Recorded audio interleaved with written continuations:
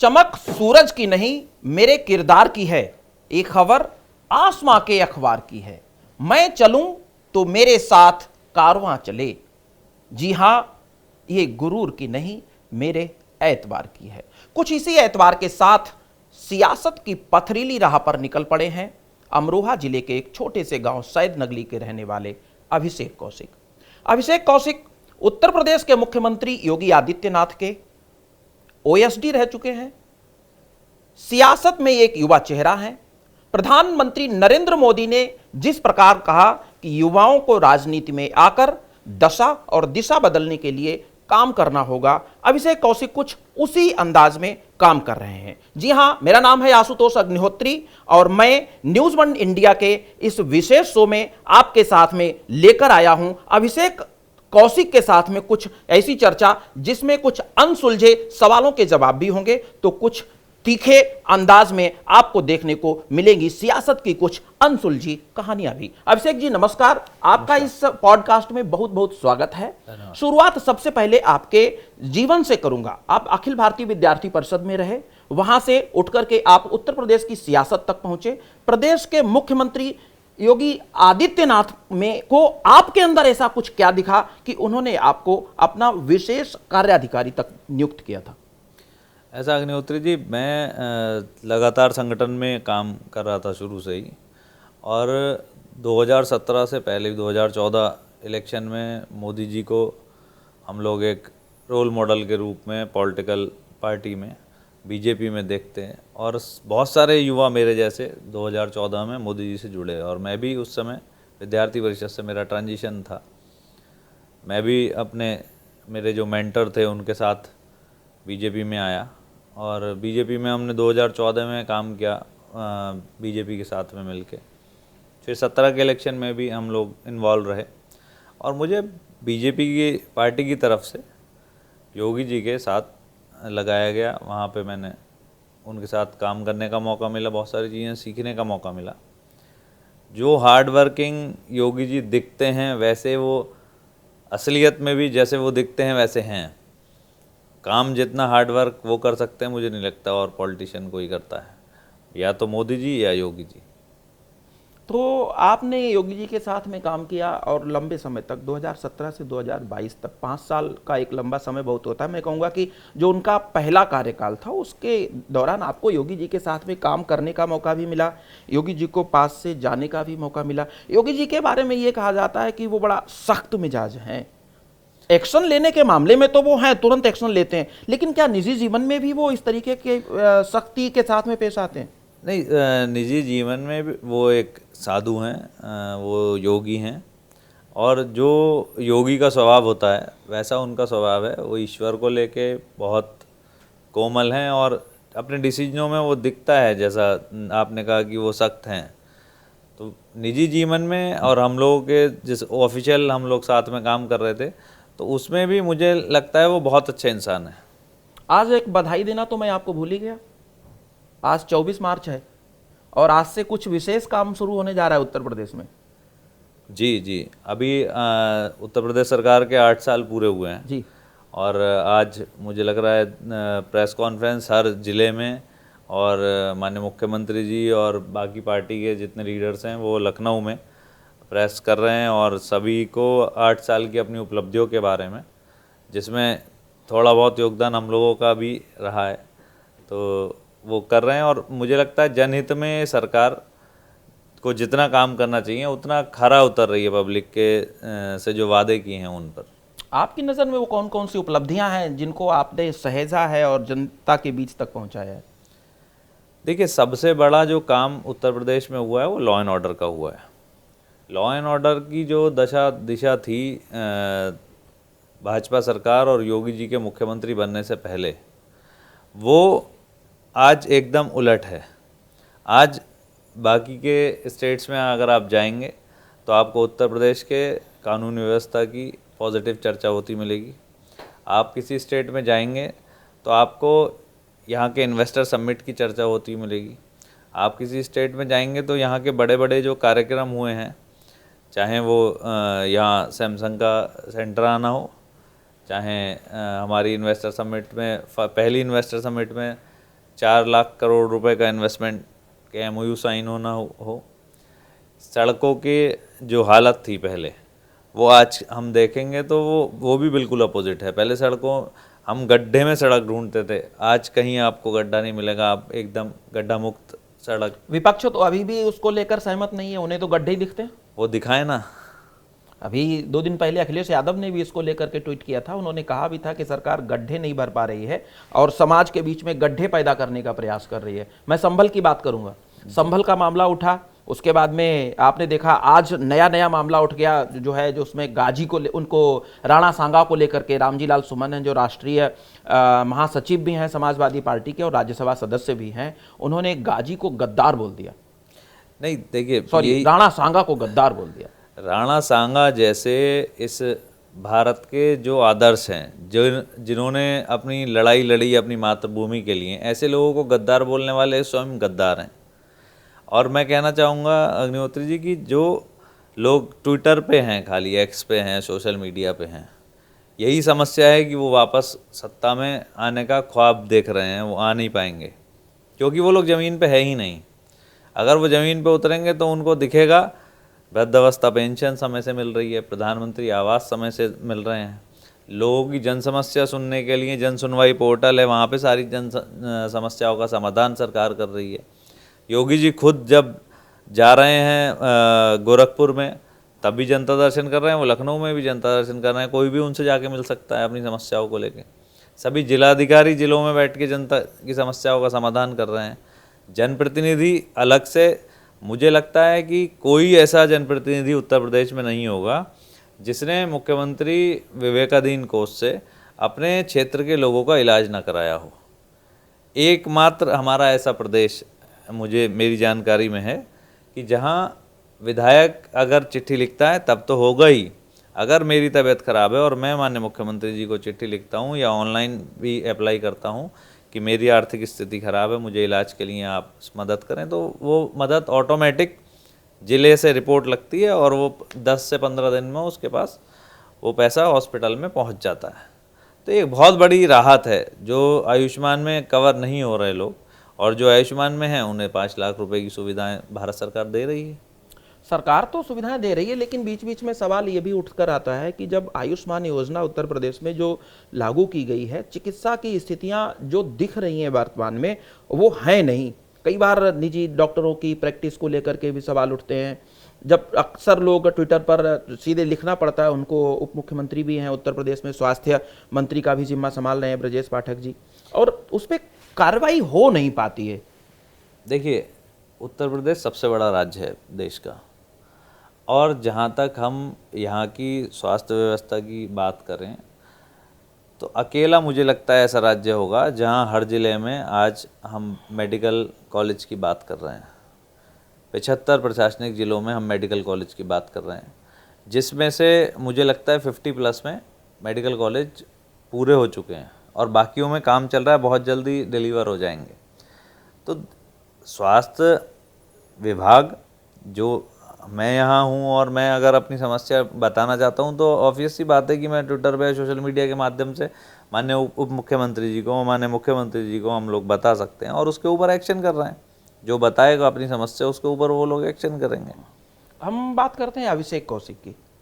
अभिषेक कौशिक की उम्र वो नहीं है जो मुकाम उन्होंने पा लिया है। मैं कहूँगा कि कहते हैं कि पूत के पाँव पालने में ही नजर आने लगते हैं, और आप जिस उम्र में लोग एक संघर्ष ही करते हैं कहीं तक पहुँचने के लिए, मुकाम पाने के लिए, और मुझे लगता है कि आप उससे कुछ आगे निकल चुके हैं। अभी एक और आप काम करना शुरू किया है आपने, वन नेशन वन इलेक्शन, जो प्रधानमंत्री नरेंद्र मोदी का ड्रीम प्रोजेक्ट था, जिसको लेकर के केंद्र सरकार काम भी कर रही है। जेपीसी में इस समय वो मामला है, और अब उसको लेकर आपके माध्यम से भी उत्तर प्रदेश में कोई जागरूकता अभियान बता रहे थे चलाया जा रहा है, क्या है और किस तरीके से लोगों के बीच में जा रहे है क्या? हम जो युवा है भारत देश का, जब से मोदी जी प्रधानमंत्री बने, दिल्ली आए, तब से उन्होंने ज़्यादा क्लोजली युवाओं ने उनको देखा।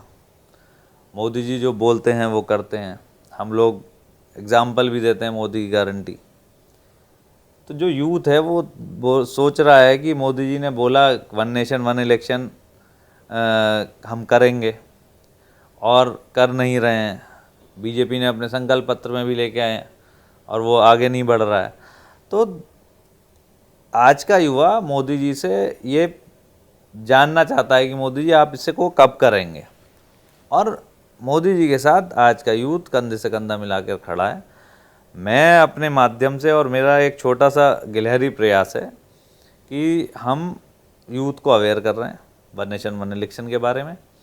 हम मोदी जी से अपील भी कर रहे हैं कि आपने बोला वन नेशन वन इलेक्शन में करूँगा, तो वन नेशन वन इलेक्शन करिए, हम आपके साथ हैं और ये देश की ज़रूरत है। तो इसको लेकर के आपने कोई यूथ को जागरूक करने के लिए कोई एक साझा कार्यक्रम तय कर रखा है? किस तरीके से जाएंगे प्रदेश लेवल पर, जिलों में, और उसके बाद देहात क्षेत्र तक? कुछ जी, प्लान किया है आपने इसको लेकर? अभी हमने कुछ कॉलेजों में कार्यक्रम किए हैं, और जो जैसा कि मैं आपसे कह रहा था कि यूथ पीएम से जुड़ना चाहता है, प्रधानमंत्री जी से जुड़ना चाहता है, और वो इस बात को बहुत तेज़ी से एक्सेप्ट कर रहा है। वो समझ रहा है कि वन नेशन वन इलेक्शन क्यों ज़रूरी है। वन नेशन वन इलेक्शन से खर्चा कम होगा सरकार का, जो खर्चा बचेगा वो हमारे डेवलपमेंट के कामों में, हमारे एजुकेशन में, हमारे हेल्थ सेक्टर में लगेगा। तो इसके ऊपर उसको समझ आ रहा है कि हाँ ये होना चाहिए। तो अभी हम लोग कॉलेजेस में कार्यक्रम कर रहे हैं और एडवोकेट्स के बीच में जा रहे हैं, हम लोग सोशल मीडिया इन्फ्लुएंसर्स के बीच में जा रहे हैं, उनको अपील कर रहे हैं कि जिसकी बात को लोग जानते हैं, लाख लोग सुनते हैं या उससे ज़्यादा सुनते हैं, वो सोशल मीडिया पे वन नेशन वन इलेक्शन के बारे में बात करें। एक ग्रुप और जो हम लोगों के साथ हैं, वो संसद मार्च का प्लान है कि पार्लियामेंट पे जाएंगे, वहाँ पे हम लोग जाके धरना भी देंगे कि वन नेशन वन इलेक्शन होना चाहिए। और अगर सरकार तो आपकी है और आप अपनी सरकार के खिलाफ धरना नहीं, सरकार के खिलाफ धरना नहीं होगा वो। हाँ। वो समर्थन है कि मोदी जी जो कह रहे हैं वो पब्लिक एक्सेप्ट कर रही है। अपनी बात कहना धरना नहीं होता। हम अगर कोई ज्ञापन मैं आपको देता हूँ तो उस ज्ञापन के ऊपर तो अगर वो ज्ञापन पॉजिटिव है और समाज हित में, जनहित में, तो उसको एक्सेप्ट करता ही है। तो ये एक उस बात के समर्थन में अपना समर्थन हम लोग सरकार को देने के लिए वहाँ जाना। विपक्ष कहता है कि वन नेशन वन इलेक्शन अगर आ गया तो तानाशाही बढ़ जाएगी। कई राज्यों ने, जो विपक्षी राज्य हैं जहां पर विपक्ष की सत्ता है, उन्होंने अब तक सैद्धांतिक सहमति दी नहीं है और ये कहा है कि हम खुलकर विरोध करेंगे। आपको क्या लगता है, सहमति बन पाएगी? देखिए, उड़ीसा राज्य की अगर हम बात करें और सिक्किम की बात करें, अरुणाचल प्रदेश की बात करें, तो वहाँ पे लोकसभा विधानसभा के चुनाव साथ होते हैं। और उड़ीसा में आप देखोगे कि लगातार बीजेडी की सरकार थी। हम लोग तो मतलब बीजेपी तो वहाँ सरकार में थी नहीं, जबकि सेंट्रल में बीजेपी की गवर्नमेंट थी और लोकसभा विधानसभा के चुनाव वहाँ साथ हो रहे हैं। तो ये नहीं है, ऐसा कुछ नहीं है। जो लोग इस मुद्दे के, वन नेशन वन इलेक्शन के मुद्दे के जो लोग खिलाफ हैं, जो विपक्ष में हैं, वो देश के विपक्ष में हैं, वो देश के डेवलपमेंट के विपक्ष में हैं। तो इससे कोई फ़र्क नहीं पड़ने वाला है।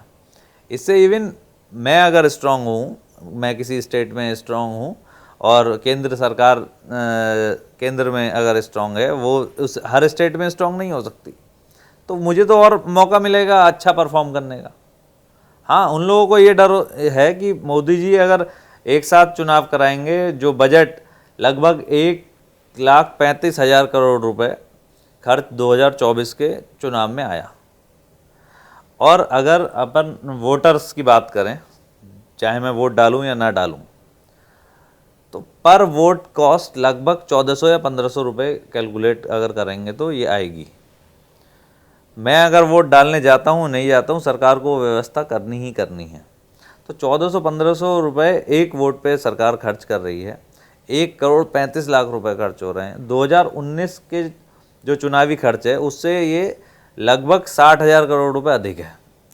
तो अगर हम दोबारा जब लोकसभा चुनाव होगा, 27 में विधानसभा चुनाव होगा, 29 में लोकसभा चुनाव होगा, हर चुनाव में हमें इतना पैसा खर्च करना पड़ेगा।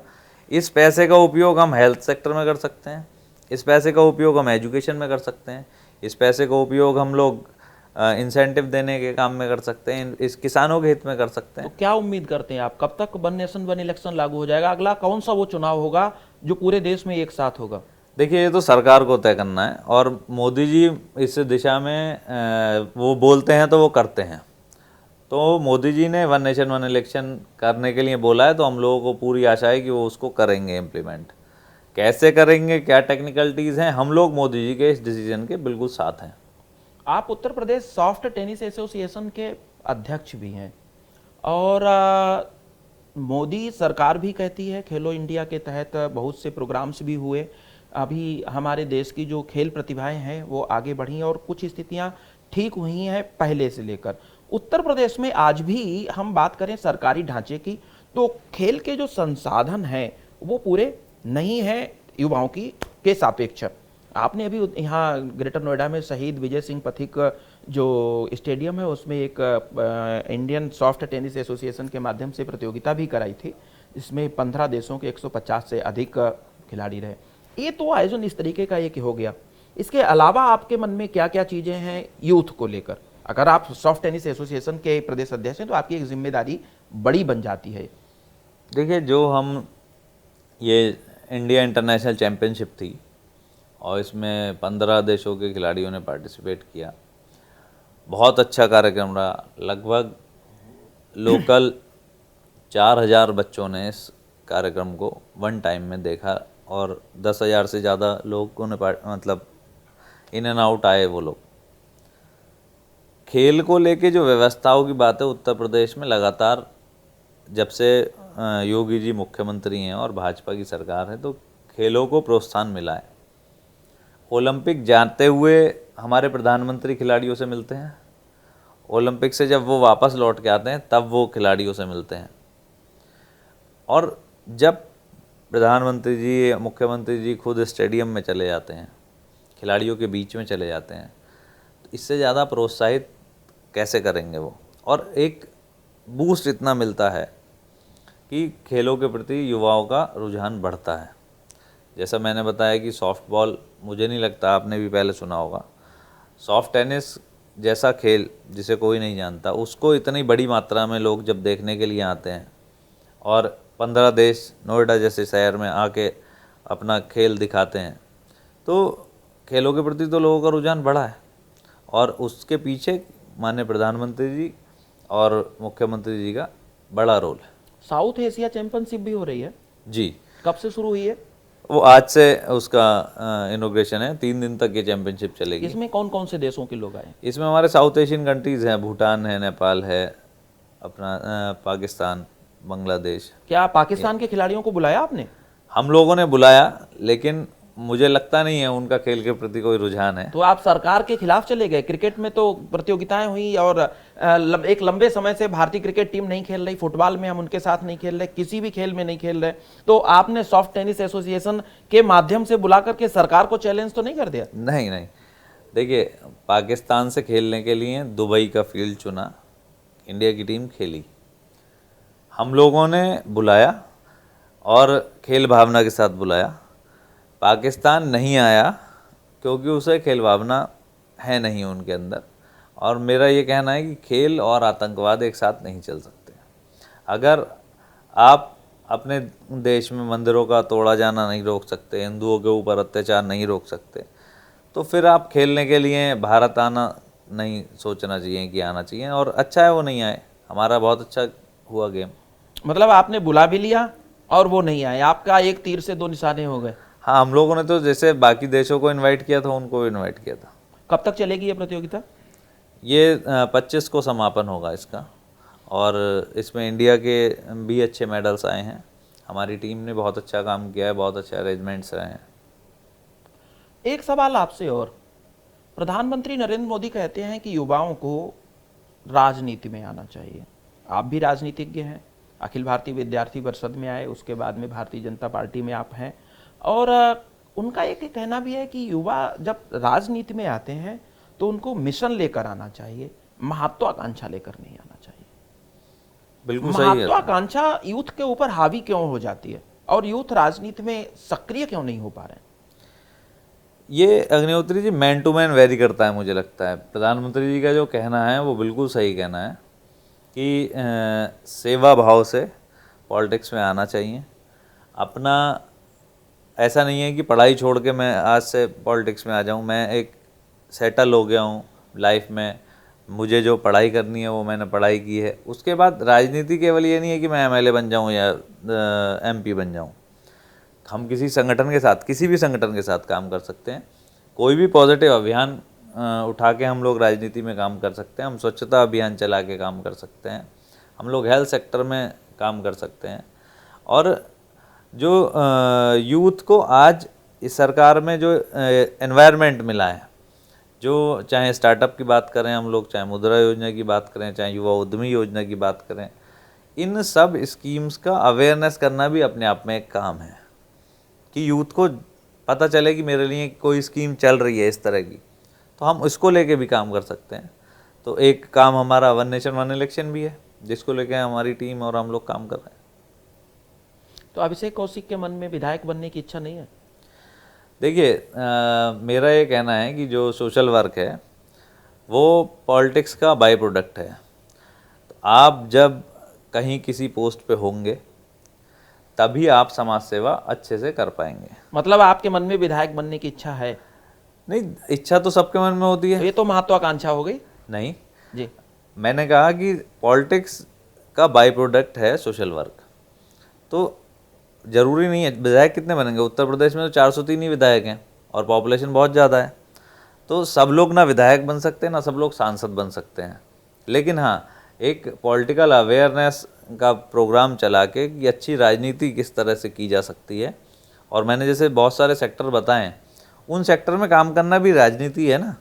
राजनीति किसी के ऊपर राज करना नहीं है। प्रधानमंत्री जी जो कहते हैं कि युवाओं को राजनीति में आना चाहिए, तो इन सब फील्ड्स में इन्वॉल्व होने का उनका अर्थ है। आएंगे कैसे? नहीं आएंगे ना, बीजेपी में काम कर सकते हैं। छात्र राजनीति, छात्र राजनीति सियासत का पहला कदम है, और यूपी में लंबे समय से छात्र संघ के चुनाव नहीं हुए। छात्र संघ के चुनाव हुए हैं, आप रिकॉर्ड देखेंगे तो मुझे लगता है 2018-2019 में गोरखपुर में भी चुनाव हुए थे। 19 और 25 में बहुत लंबा, 6 साल का समय हो गया। हाँ, तो ये अपने छात्र संगठनों को इस मांग को उठाना चाहिए। आप अखिल भारतीय विद्यार्थी परिषद में रहे हैं, अखिल आप भी भारतीय छात्र नेता रहे हैं। अखिल भारतीय विद्यार्थी आने वाली पीढ़ी के लिए क्या आप सवाल नहीं उठाएंगे?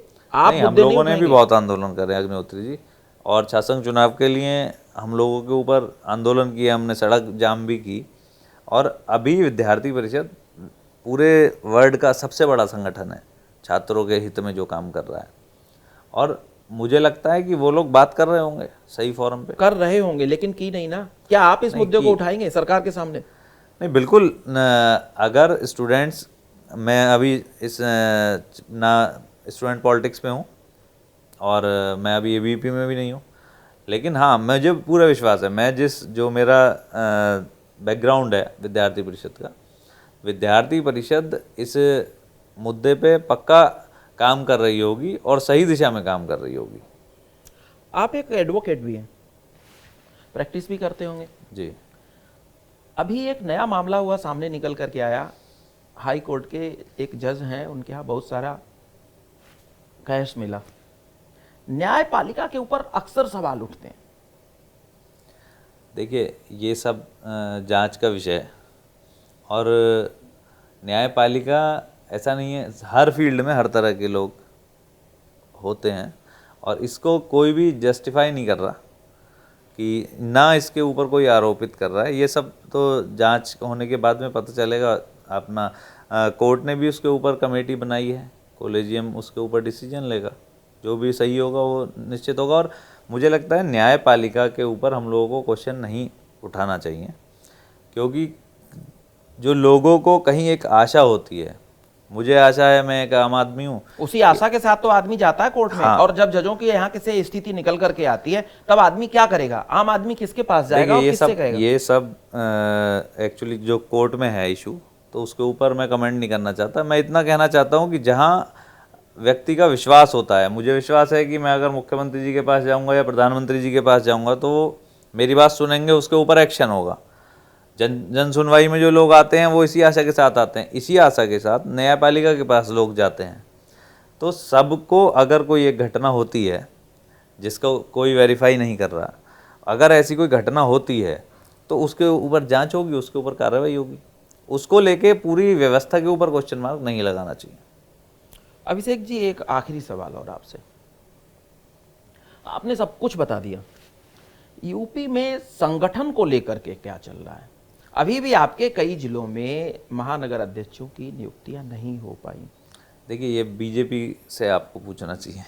आप बीजेपी में हैं ना, मैं इसीलिए तो पूछ रहा हूँ। नहीं, बीजेपी में मैं सक्रिय सदस्य हूँ।